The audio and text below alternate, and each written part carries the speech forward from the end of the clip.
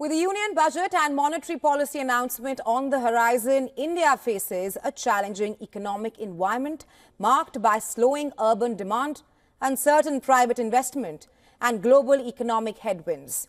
The upcoming budget must prioritize taxpayers by rationalizing their burden while steering growth and also managing inflation effectively.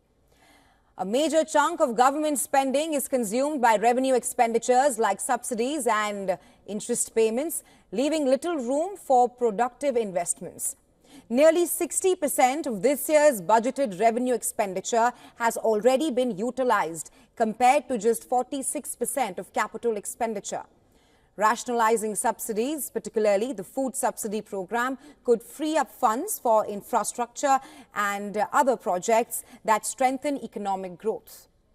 Urban consumption is weakening, delaying the revival of private investments. Taxpayers, especially the middle class, need relief through revised tax slabs or reduced rates to revive demand.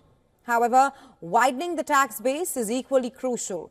Currently, less than 7% of Indians file returns, with 60% reporting zero taxable income. A fairer tax design could ensure that the burden is distributed more equally while also increasing revenues.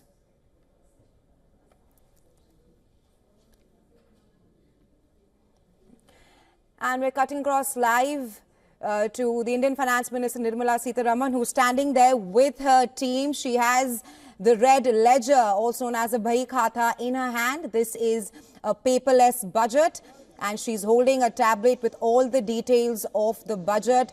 The Finance Minister, along with her entire team, getting out of the North Block, the Ministry of Finance, and she will now go to the President of India, to the Rashtrapati Bhavan, for the signature, and will brief the Indian President. And these are live visuals of the Finance Minister leaving with the red ledger. She has left for the Rashtrapati Bhavan along with her team, where she will be briefing the Indian President according to protocols. And in just a short while from now, the Indian Finance Minister will be presenting her record 8th consecutive union budget. And for the latest, we are now being joined by our correspondent, Dharamjot Kaur. She's joining us live from outside the Indian Parliament. Dharamjot, the Indian Finance Minister has just left the Finance Ministry. She's on her way to the Rashtrapati Bhavan. In just a few hours from now, the budget will be presented. What is the buzz on the ground? And talk to us about the overall outlook and perception as the Finance Minister will be presenting her 8th consecutive budget today. Well, Raisha, there is a lot of hope. It's calculated, but there is still hope, especially amongst India's middle class, with respect to any potential tax relief that the Finance Minister may grant in her historic 8th budget in a couple of hours from now. So that's on the individual front. You know, the people have been talking about requiring clarity on two fronts. One, the first is relief in terms of the tax slabs, an increase in the basic exemption limit for the salaried class of India.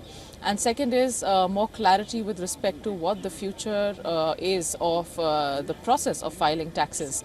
Now, it has been a discussion for the past year in terms of the old tax regime versus the new tax regime, which one is better and for who. Last time when the budget was announced, the Finance Minister did not really give a timeline with respect to when the old tax regime will be phased out, and if at all it will be phased out.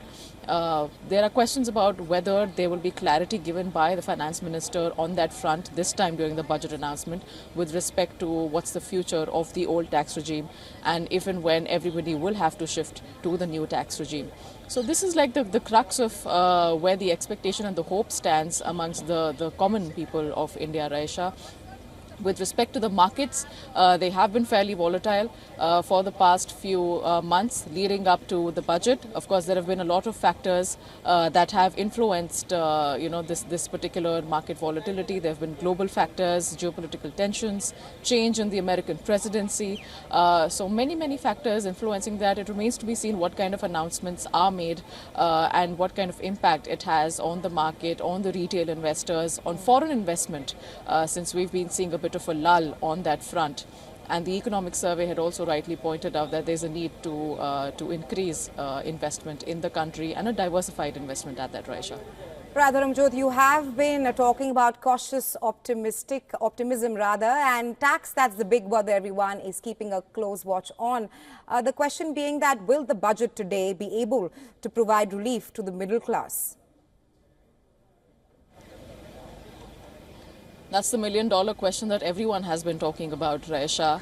Like I mentioned, there's this conversation about the two tax regime, and the basic difference, the essential difference for at least the middle class and the salaried class is that there's a small variation with respect to the basic exemption limit. Now, the old tax regime provides basic exemption, tax exemption for 2.5 lakh rupees. And the new tax regime provides a basic exemption limit of 3 lakh rupees. So the question is whether there will be an increase in the basic exemption limit that will grant a certain amount of relief to the salaried class of India. Because it's very important to note this, Raisha, that the middle class, India's middle class is one of the largest growing segments of the country, and it represents over 30% of the country's population. So clearly a lot is at stake for the middle class of India with respect to what kind of relief is granted by the Finance Minister Nirmala Sitharaman in a couple of hours from now. It's also pertinent to note over here, Raisha, that the conversation, especially amongst critics, amongst analysts with respect to disposable income, has been that there is a sort of a duplicate taxation that a salaried Indian has to endure on a daily and yearly basis. So one is, the kind of tax slabs that the salary falls under. The other is the taxes that you're paying on goods and services. So what little remains with respect to savings, with respect to long-term planning for an individual, that is something that people hope the budget this time will take into consideration. Right, Ramjot, we also have to talk about the impact of geopolitical uncertainties on the Indian budget. Even though India has displayed resilience, it's not immune to the challenges. So talk to us more on that, because the Indian rupee is under pressure as of now. Well, you're absolutely right, Raisha. In the past few months, the Indian rupee has hit record lows more than once, which has instilled some sort of a cautionary approach amongst investors and people in general with respect to what this means for the country's growth, also for the inflation. Now, pointing to the economic survey, we saw that, although the expectation for India's growth is at about 8%, the forecast from the economic survey said that for fiscal year 26, it will be between 6.3 to 6.8%, which is slightly lower than what the ideal standard of growth for the country should be. Having said that, there is expectation that there will be certain course correction measures taken in this particular budget. It remains to be seen how they pan out, how the implementation goes about in the next few months. There's no denying the fact that geopolitical uncertainty has been a major factor, and no country is immune to it, including India. Interestingly, also the change in the American presidency with Donald Trump at the helm of affairs now in America remains to be seen what sort of impact that has. We've heard talk in the past few weeks about Trump hinting at retaliatory tariffs for all countries, including India. For Canada and Mexico, it's close to implementation. I think the last we heard it was supposed to be implemented on February 1st. A few hours from now, American time, that will be February 1. When will it be India's turn, if at all it reaches that point? Again, that's a big question, what kind of impact it has on India's trade ties with America. Again, there's a big question on that. What kind of tone does it set for foreign investment, for foreign trade with other countries? Again, those are big question marks at this moment. So, analysts have been talking, Raisha, that the government will take all these factors into consideration. But how much of the budget really boils down to any changes in policy going forward? Again, it's something that the finance minister will unfold in a couple of hours from now. Right, Ramjot, and we'll know how much of that translates to policy in just a few hours from now. But thanks very much for joining us on the show.